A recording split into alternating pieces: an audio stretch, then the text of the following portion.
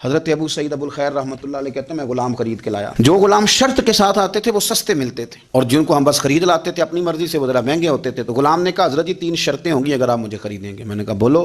کہنے لگا پہلی شرط یہ ہے کہ میں سارا وقت آپ کی بات مانوں گا، پر اذان ہوگی تو پھر میں کسی کی بھی نہیں سنوں گا، پھر میں جانوں میرا رب جانے. میں نے کہا قبول ہے. کہنے لگا دوسری شرط یہ ہے کہ دن کے وقت بات مانوں گا، رات کو نہیں مانوں گا. میں نے کہا یہ آرام کرنے کا عادی ہوگا، نیند زیادہ آتی ہوگی، بعض لوگ زیادہ سوتے ہیں. میں نے کہا ٹھیک ہے. اس نے تیسری شرط یہ کہی کہ بہت سارے جگہوں پہ لوگوں کے زیادہ غلام ہوتے ہیں تو ایک کمرے میں 5-5 600 لوگ رہتے ہیں. میں کمرہ علیحدہ لوں گا اکیلا، ٹوٹا پھوٹا دے دیں، پرانا دے دیں، کسی حویلی کے پچھواڑے دے دیں، پر کمرہ میں الگ لوں گا.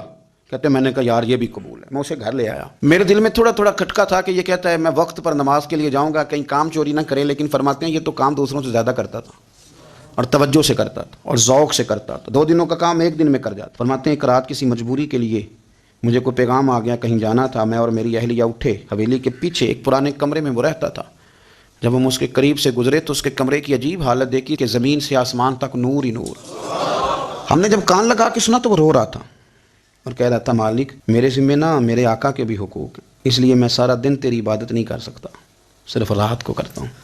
مالک اگر میرے ذمے تو نے یہ ڈیوٹی نہ رکھی ہوتی تو میں سارا دن بھی تیری بارگاہ میں حاضر رہتا، میں قرآن کی تلاوت کرتا، میں تیرے محبوب پہ درود و سلام پڑھتا، میں یہاں آ جاتا تیری ہی بارگاہ میں، پر میرے حقوق ہیں. اللہ وہ جو دن کی میری غفلتیں ہیں وہ معاف کر دے.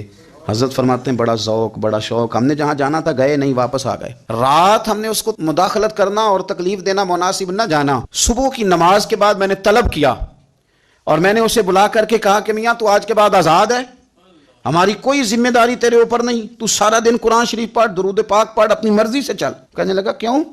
جلال میں غصے میں بات کرنے لگا. کیا مطلب ہے آپ کا؟ میں محنت کروں گا، کام کروں گا، یہ آپ کیا کہہ رہے ہیں؟ تو فرماتے ہیں میں نے اس سے کہا کہ رات نہ ہم نے تیرا منظر دیکھ لیا، تیری دعائیں تیری التجائیں، رب کے ساتھ تیرے رشتہ ہم مطلع ہو گئے.